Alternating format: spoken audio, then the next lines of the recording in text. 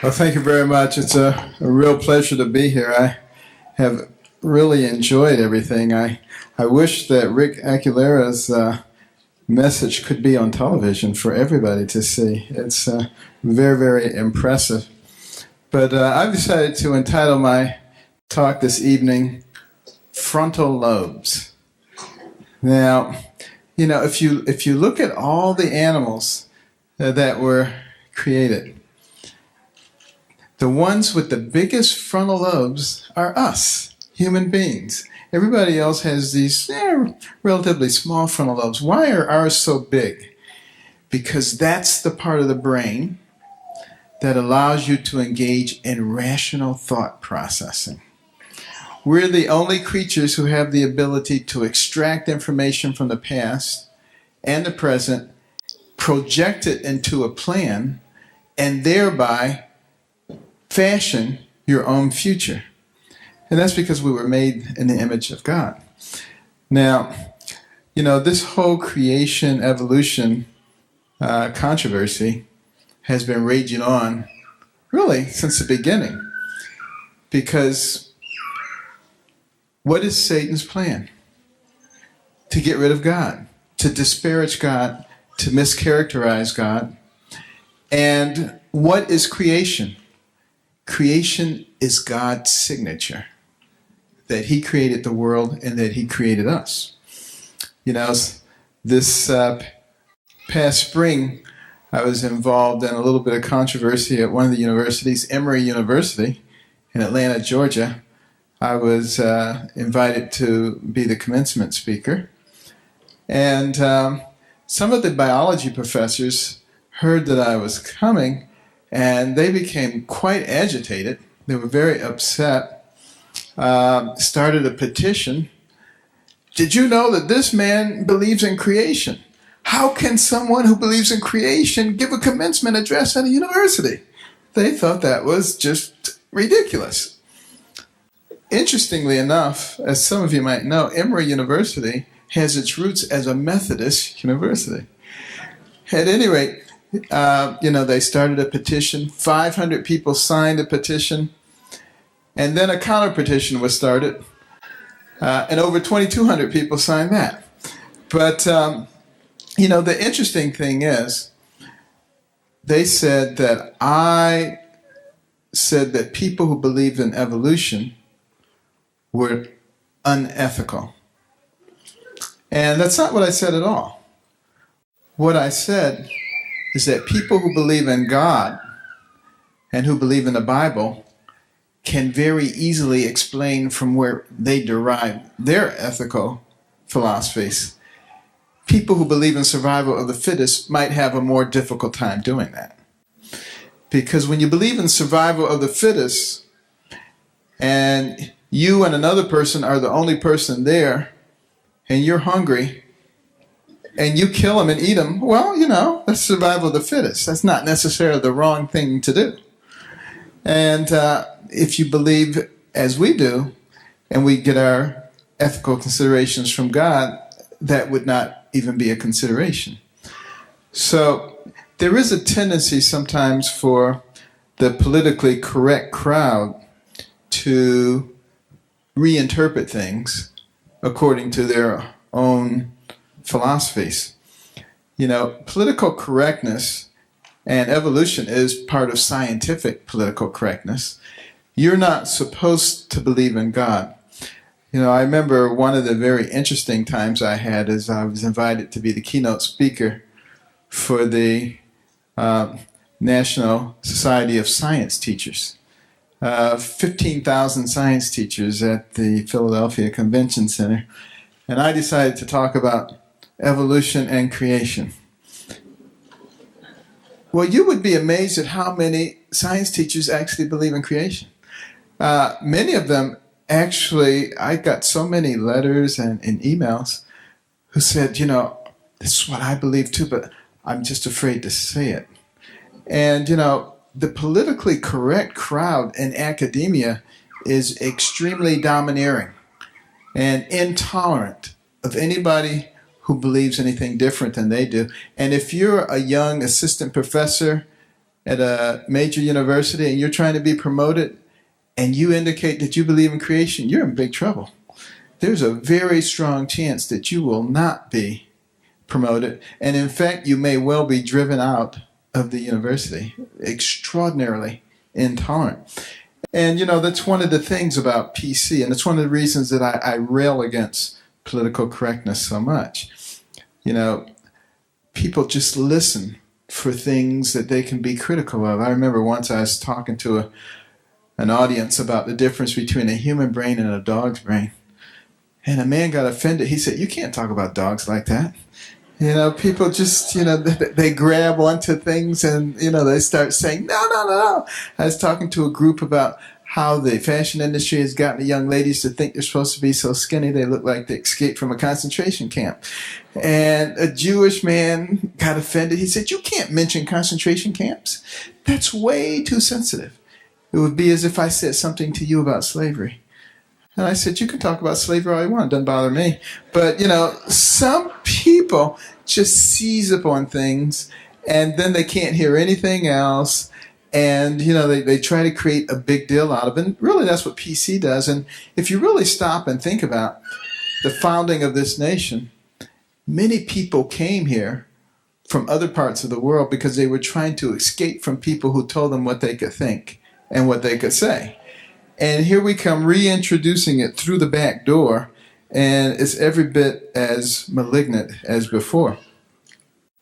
Well, I've had an opportunity to be involved in some public discussions with a lot of people in the scientific arena, including the father of artificial intelligence at MIT, before a group of students, and he just couldn't understand how I could believe in God as a scientist. And we had quite an argument.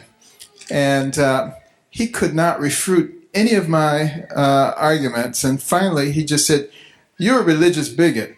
And he walked away. They resort to calling people names. I was once in a public debate with Richard Dawkins, who's probably the world's foremost atheist, and Daniel Dennett from Tufts University, and we were having a debate about faith and science. And those two were on one side, and on my side was me and Francis Collins, who's the director of the National Institutes of Health, who started out his career, by the way, as an atheist. And as he learned more and more about the human genome, as you know, he was one who spearheaded the Human Genome Project. He said, "Wait a minute, this was no accident." As he looked at the sophistication of those codes. I mean, how many people would look at a computer and look at a computer program and say that it's just random, it just happened? And yet, you take a program like C++ and, a series of zeros and ones can create all kinds of sophisticated commands that a computer can execute. Well, when you look at the genome, you take a series of 4 repeating nucleic acids, which create a template that tells you whether you have a man or a giraffe or an algae or a Drosophila, and what kind of one of those it will be. And it is infinitely more complex than the C++ program for a computer. And that's what Francis Collins recognized as he was becoming the leading authority in this. And it became absolutely clear to him that evolution, in that sense, even if he does believe in a type of evolution, he said it had to have a creator. And interestingly enough, Daniel Dennett and Richard Dawkins, they were just outraged that Francis Collins and myself believed in God. And they said, you can't be a real scientist and believe in that. If you believe in God, you believe in the flying spaghetti monster. They were throwing out all these disparaging remarks. And at the end of the discussion, I said, "You've convinced me of one thing, and that is I came from God and you came from a monkey. At which time the audience exploded, and that was the end of the conversation. But I also had an opportunity to have a debate publicly with Don Johanson, the famous archaeologist who discovered Lucy. He's an anthropologist, the so-called missing link.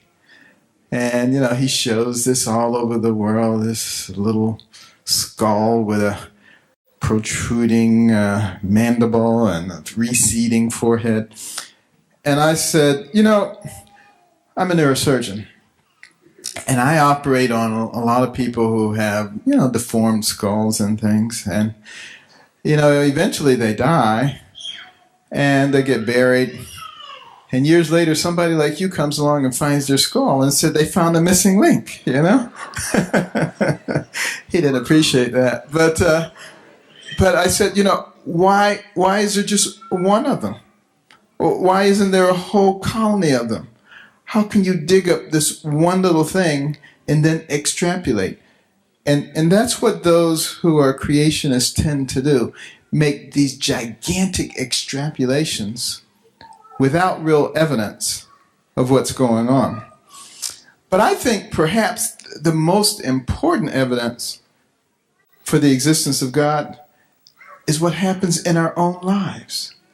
Our own personal experience with God. There is nothing in any book or any university that compares with your own personal experience. I remember some years ago I was asked if I would come to South Africa to head up a team and attempt to separate type 2 vertical craniophagus twins. Siamese twins joined at the top of the head facing in opposite directions. And there have been 13 attempts to separate twins like that before, none of which had been successful. So I knew it was going to be a great medical challenge. It was going to be, a big social challenge too, because the operation was going to be done at the Medical University of South Africa at Medusa, the major black teaching hospital, always the stepchild throughout apartheid and the post-apartheid period. This was going to be their chance to stand shoulder to shoulder with Cape Town, Johannesburg, all the other great universities.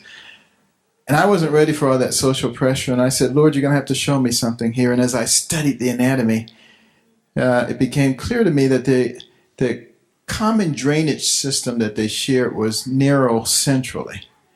And the traditional neurosurgical literature says you should decide which twin to give the drainage system to, and then divide them over the course of a number of operations divided in time by several weeks to several months to allow them to develop collateral circulation. Well, I felt impressed that we could do it in one operation if we concentrated on the area where the vessels were narrowing down, because other vessels would dilate up around those as soon as you took them. And when I explained that to the team, they said, you're the boss, we'll do whatever you want to do. And I remember going to that operating room 2 days before New Year's of '98, big sign over the operating room, God bless Joseph and Luca Banda. And they were having song service and prayer service, and I was thrilled. And I said, can we bring in a stereo system to play inspirational music? 19 hours into the operation, we were only 3/4 of the way finished. The part that remained was so complex. The blood vessels were engorged, adhesed, entangled. It looked impossible. And I thought about the first set of twins that I was involved in and how we used 60 units of blood. And the second set, 80 units of blood. And as I looked at that complex, I said, there's not enough blood in South Africa to get through this. And we stopped the operation. We went into conference. I suggested maybe we could cover the area over with skin and then come back. And they will have developed enough collaterals that we could now cut through those vessels. And the doctors from South Africa and Zambia said, it's a great idea. Well, I know it would work at Johns Hopkins, but we don't have the ability to keep partially separated twins alive. They'll die. And now I really felt like I had the weight of the world on my shoulders. I didn't have all my fancy equipment. I had my surgical loops, my scalpel, and a prayer on my lips. And I said, Lord, it's up to you. And I went in there and started cutting between those blood vessels that were so thin, you could see the anesthetic bubbles coursing through, just daring you to make a nick in them. And, it's like trying to untangle a bowl of spaghetti. And I just kind of zoned out. I don't even remember what I was doing, to be honest with you.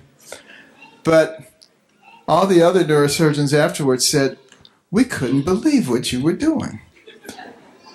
But when I made the final cut that separated those twins, over the stereo system came the Hallelujah Chorus. And everybody had goosebumps.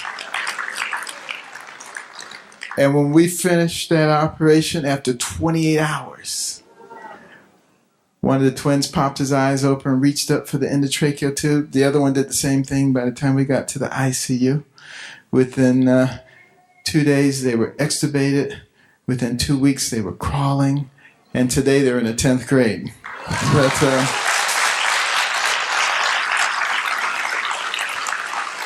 and interestingly enough, the operation required 3 units of blood. So that's what happens when God takes over. And see, I know that because I was there. And I saw those vessels. And I said, oh my, there is no way in the world. And yet, he did it. And it's the first time twins like that have ever been separated and remained intact neurologically. So, that kind of experience is very hard to find in a textbook or any other place except in your own personal lives. But we all have experiences like that. And that's what faith is made of. We have to think about those experiences that occur in our lives. I remember another time when we had built the home that we thought was our final home in Howard County. And then all the farmers around there started selling their property and putting all these developments in. And we said, oh, gosh, we need to move. So we bought a farm with lots of acreage so that could never happen again. But the problem was we couldn't sell our other house. And I said, Lord, I pay my tithe. And, I do all this stuff. So how come we can't sell this house? Every time we would get a contract on it and it looked promising, and then it would fall through. For 5 years. It stayed on the market for 5 years. And it was during the time when the housing bubble was going on. Houses were being bought and sold like crazy. The prices were escalating. I have a very good friend. He's a real estate developer. He develops real estate all over the country. And he was trying to find a piece of real estate for me to invest in that would be perfect, that I wouldn't have to invest any time in, that would provide a good income. And he looked for years, and he couldn't find a perfect thing. And then another friend told me about something called a 1031 exchange, where if you sell a piece of property and you get excess profit from it, and you can roll it over into another property within 45 days of the time that you sell it, then you don't have to pay excessive taxes on it. Well, wouldn't you know, he found the perfect property just after I found out about the 1031 exchange, and within 45 days, the house sold for more than twice as much as we'd put it on the market for before. So there I was sitting there accusing God of not blessing me, when in fact he was blessing me far beyond what I thought.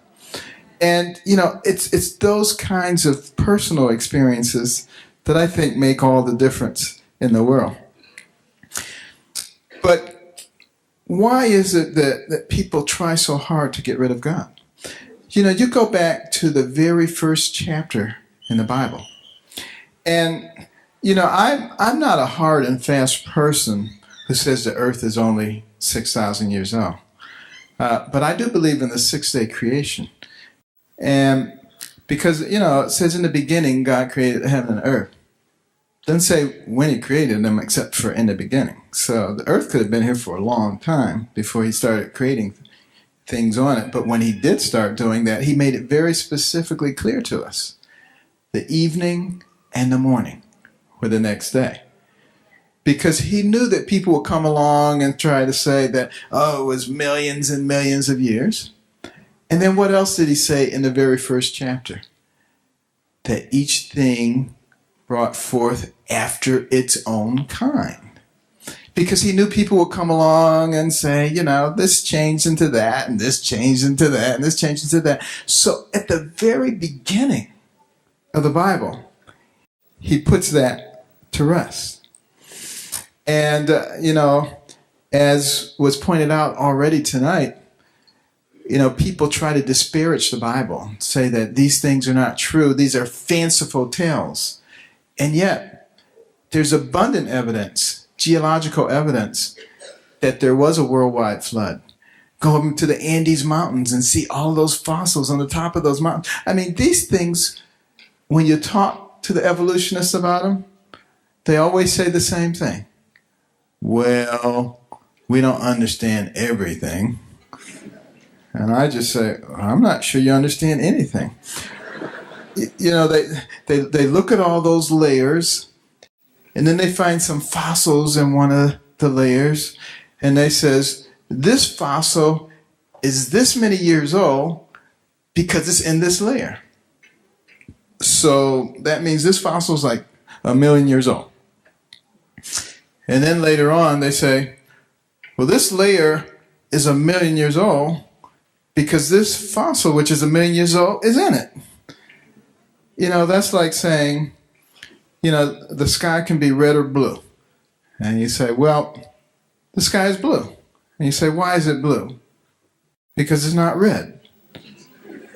Well, why is it not red? Because it's blue. You know, that's known as circular reasoning. That's how they explain the age of all these things. It's very circular reasoning, and really it has no real scientific validity. But the real linchpin of evolution is natural selection. And of course, that's a term coined by Charles Darwin. And many people don't know this, but Charles Darwin actually started out in a seminary to become a man of the cloth. He had some experiences with God that didn't go his way, like his 10-year-old daughter who died of pneumonia despite his pleas. But, you know, he goes off to the Galapagos Islands. And he was a very keen observer. I will give him credit.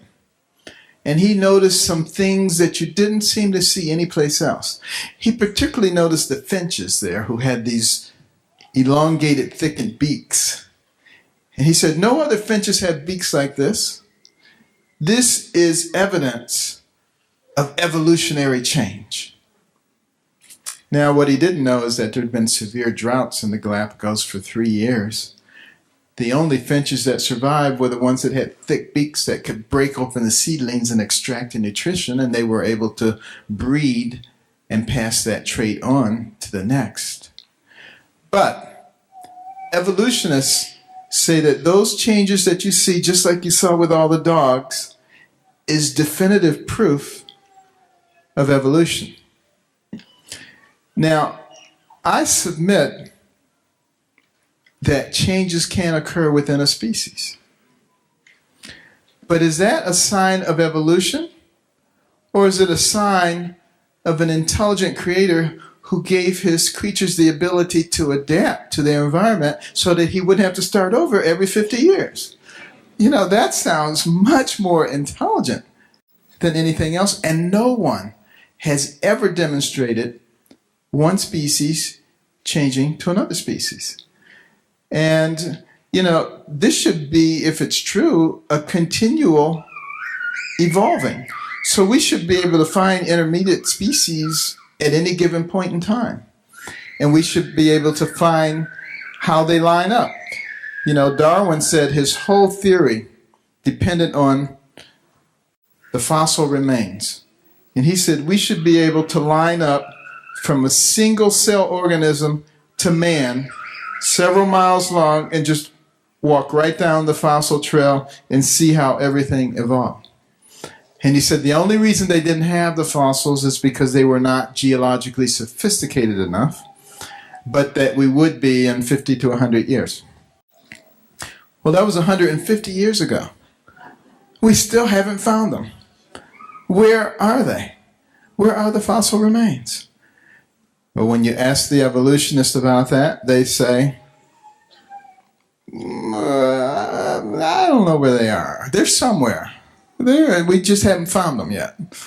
You know, that's a pretty lame excuse, to be honest with you.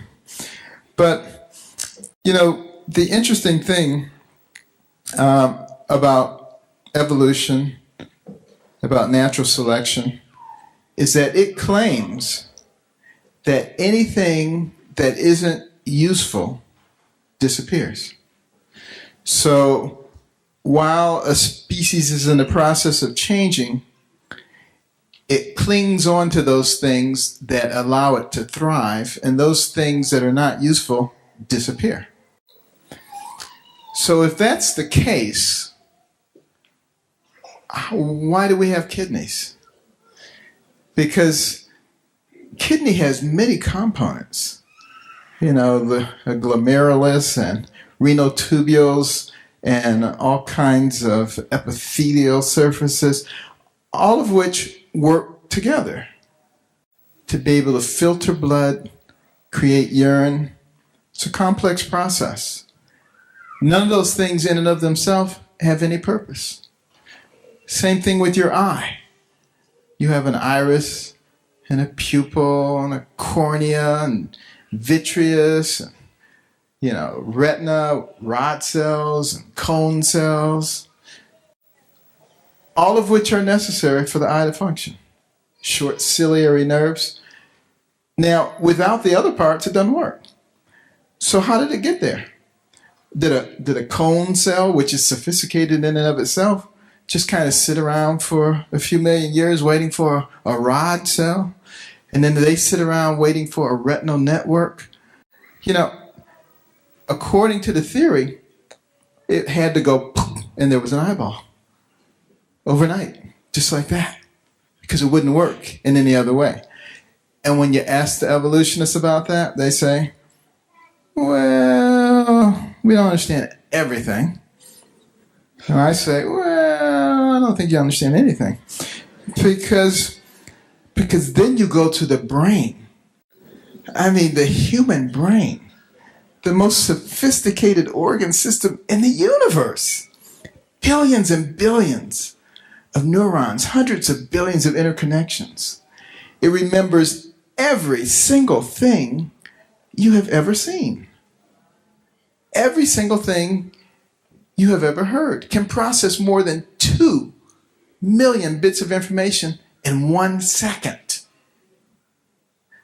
I mean, it is unbelievable. Some people say, well, you shouldn't learn this, you shouldn't learn this because you'll overload your brain. Have you ever heard anybody say that? Now, what a bunch of nonsense that is. Do you know your brain, and this is a conservative estimate, could take in one new fact every second for over 3 million years before you begin to challenge its capacity. So don't let anybody tell you that you can overload your brain. And that's our brains in their degenerated state. Can you imagine what they were like before? Unbelievable. Because we're made in the image of God. How many people here remember your birthday? Okay, I think it's unanimous. What did your brain have to do for you to respond to that question? Well, first of all, the sound waves had to leave my lips, travel through the air, enter your external auditory meatus, travel down to your tympanic membrane, set up a vibratory force, which travel across the ossicles of the middle ear to the over and round window, setting a vibratory force in the inner lip, which mechanically distorted the microcilia, converting mechanical energy to electrical energy, which traveled across the cochlear nerve to the cochlear nucleus at the pontomedullary junction, from there to the superior olivary nucleus, sitting bilaterally at the brainstem to the laminiskis, to the inferior colliculus, and the medial geniculate nuclei, across the thalamic radiations to the posterior temporal lobes, beginning auditory processes plexus, from there to the frontal lobes, coming down to tractive victor jury, retrieving the memory from the medial hippocampal structure of the memory bodies back to the frontal lobes to start the motor response at the bed cell level, coming down the cortical spinal tract, across the internal capsule into the cerebral peduncle, descending down to the cervical medullary decussation, into the spinal growth gray matter, synapsing there, going out to the neuromuscular junction, stimulating the nerve and the muscle. So you can raise your hand.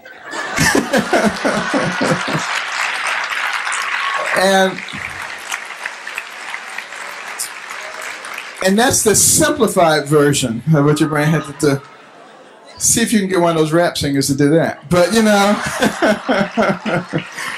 but if your brain can do that and you barely even had to think about it, what is your brain capable of if you actually put your mind to something? And someone wants to tell me that that came from a slime pit with a bunch of promiscuous biochemicals? Give me a break. You know, that really stretches the limits of credulity. Well, now what about the Big Bang theory? I find the Big Bang really quite fascinating. I mean, here you have all these highfalutin scientists, and they're saying that there was this gigantic explosion and everything came into perfect order. Now, these are the same scientists who go around touting the second law of thermodynamics, which is entropy, which says that things move toward a state of disorganization. So now you're going to have this big explosion and everything becomes perfectly organized. And when you ask them about it, they say, well, we can explain this based on probability theory, because if there's enough big explosions over a long enough period of time, over billions and billions of years, one of them will be the perfect explosion. And I say, so what you're telling me is if I blow a hurricane through a junkyard enough times, over billions and billions of years, eventually after one of those hurricanes, there'll be a 747 fully loaded and ready to fly.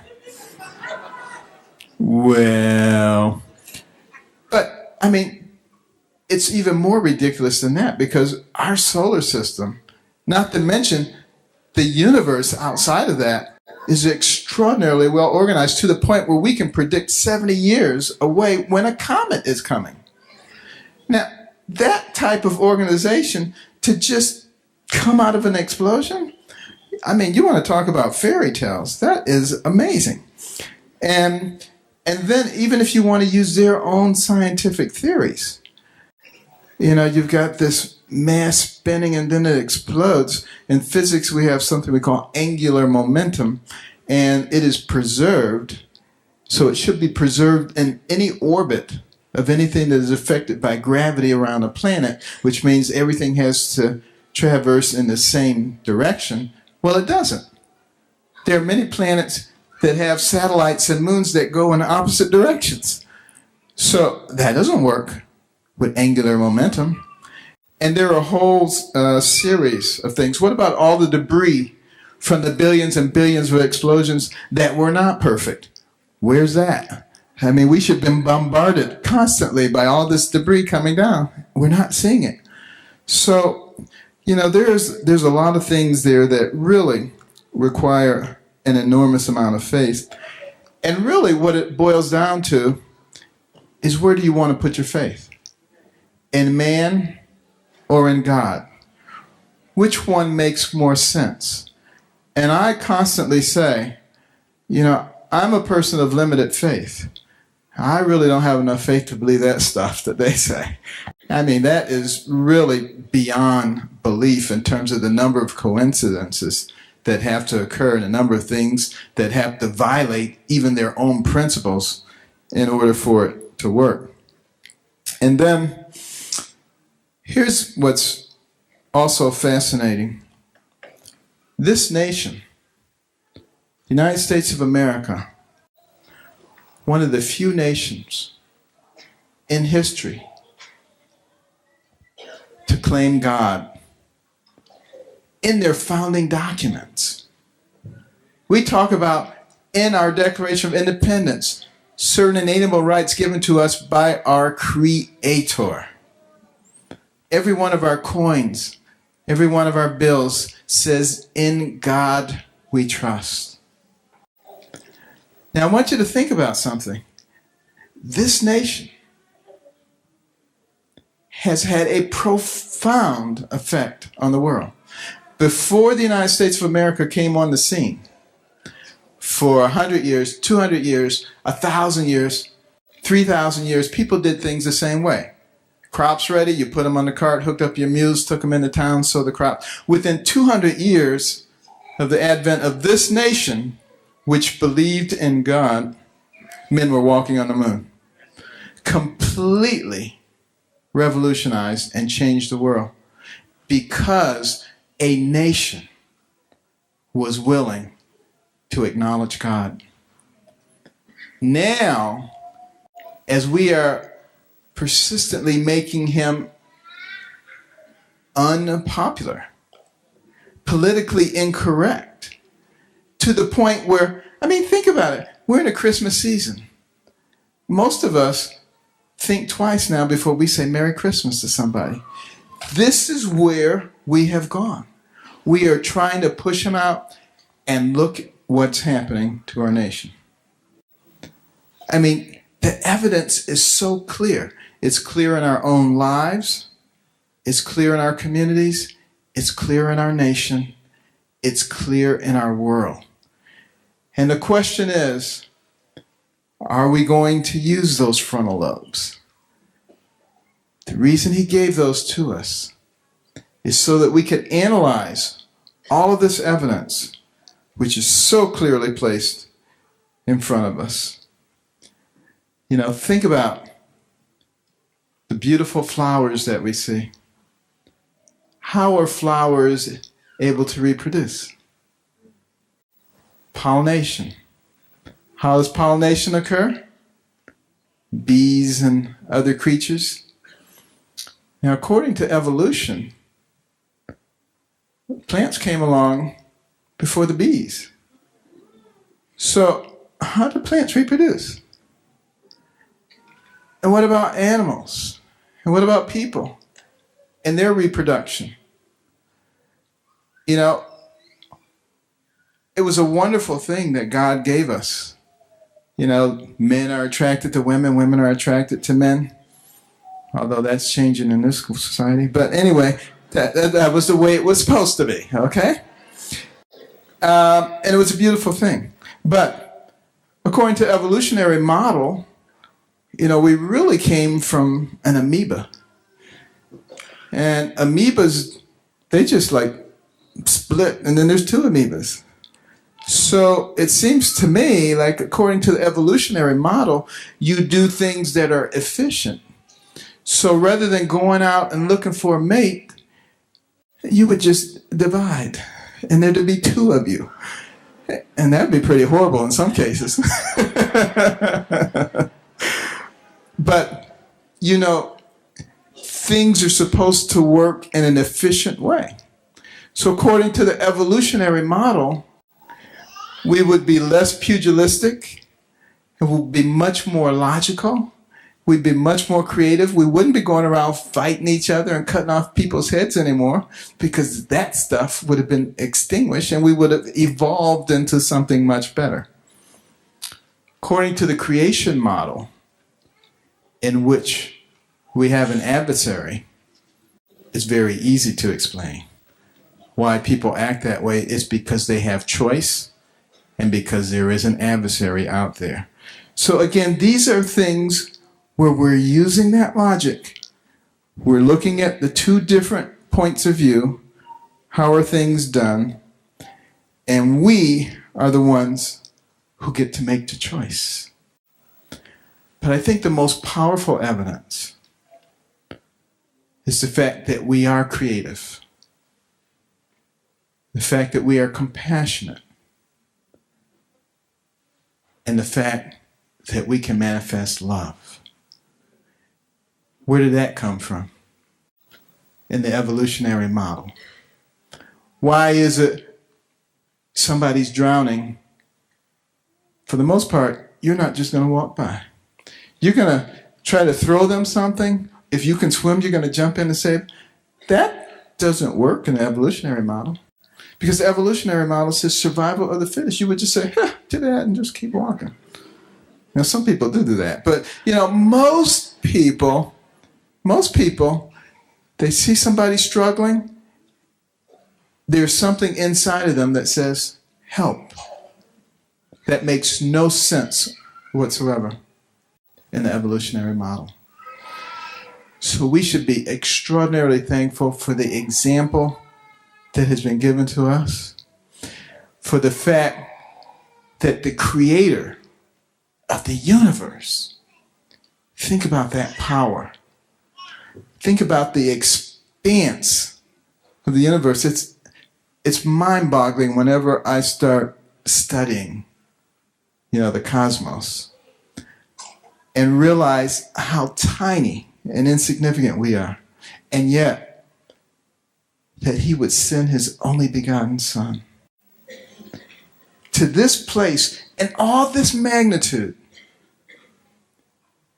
that the individual who created all this was willing to be spat upon, humiliated and crucified, tormented, because he loved us that much.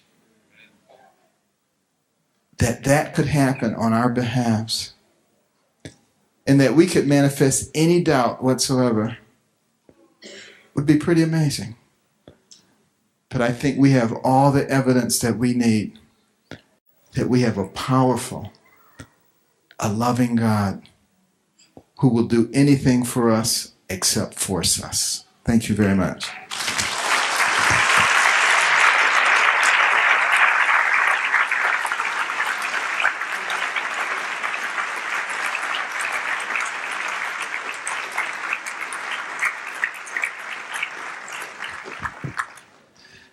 We have time for a few questions. If you have questions for Dr. Carson, we'd like to entertain a question or two speaking to the issue of creation. Does anyone have a question they'd like to ask? Yes, young man. Well, I don't get how, sometimes I should believe it that science way that people understand they created. But then, when I heard this, I was like, what's that true? The God way or the scientific way? I don't know. Brilliant. Brilliant. Just in case you didn't hear that question was, sometimes it's really hard. When we're in school, and I remember this being the case when I was in school, Dr. Carson, we sit in science class and science promotes one way of thinking, and yet we hear a presentation like we've heard tonight and we hear a completely different way of thinking. What should we believe? Well, first of all, I think it's quite evident from what you've seen tonight. It takes faith to believe in God. It takes faith to believe in evolution. I think it takes a lot more faith to believe in evolution than it does to believe in God. But they both require faith. And the fact of the matter is, they're both religion. And if we really were to put a litmus test on them, and we said we can't teach religion in school, we wouldn't be able to teach evolution either. But the fact of the matter is, we have to look at things based on what makes sense. And, you look at the geological layers, it makes perfectly good sense that was done by a worldwide flood. You look at the fact that there are crustaceans on the top of the Andes Mountains, it makes perfectly good sense that there was a flood. And, it's really a matter, again, of using the frontal lobes, analyzing the stuff, seeing how it compares with what God has said, with what man has says. You don't find inconsistencies with the way God said it. You find a lot of inconsistencies with the way man had said it. Thank you very much. Yes, one other question here. All the scientists accept evolution when it has not completed. All is still a theory. It is not a fact. It's not scientific fact. Well, again, interestingly enough, this is a relatively modern science concept. Before Darwin came along, it wasn't. Scientists like Sir Isaac Newton, considered one of the most scientific minds ever, inventor of calculus, so many things. Strong belief in God, big mission outreach. Einstein, when you think about genius, what would the word would you come up with? Einstein. He believed in God. You know, a lot of people believed in God, but I personally believe that this theory that Darwin came up with was something that was encouraged by the adversary. And it has become what is scientifically, politically correct. Amazingly, there are a significant number of scientists who do not believe it, but they're afraid to say anything. And one of the things that I'm hoping to do over the next few years, one of the books coming up on my docket is called The Organ of Species. Not the origin of species, the organ of species. And we're going to talk about the organs of the body and how they completely refute evolution and several other things as well. So that people who are believers will have something they can grasp onto that is done in a way that's not too technical, because, you know, when you look at a lot of the creationist stuff, they use technical terms to define technical situations, and you don't know any more than you knew when you started reading them. So, you know, you have to break it all down so that people can have a really good understanding of it. And I think when there's a lot of people who have a good understanding of it and they can put up a decent argument, I think we'll begin to make some progress. I see a young person with a hand right here. Final question for the evening. What's your question?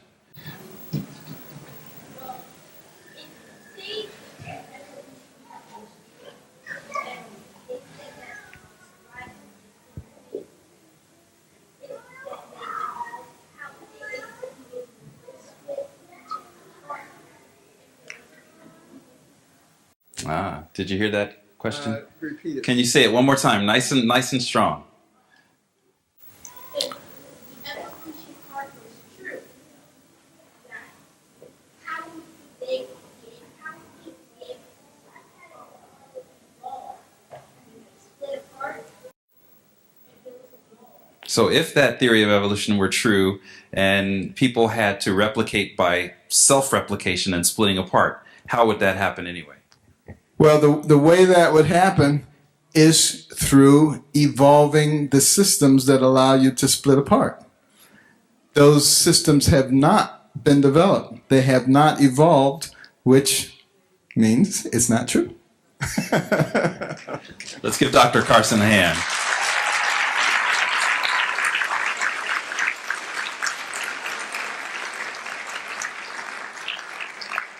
With this presentation, we bring to a close our celebration of creation.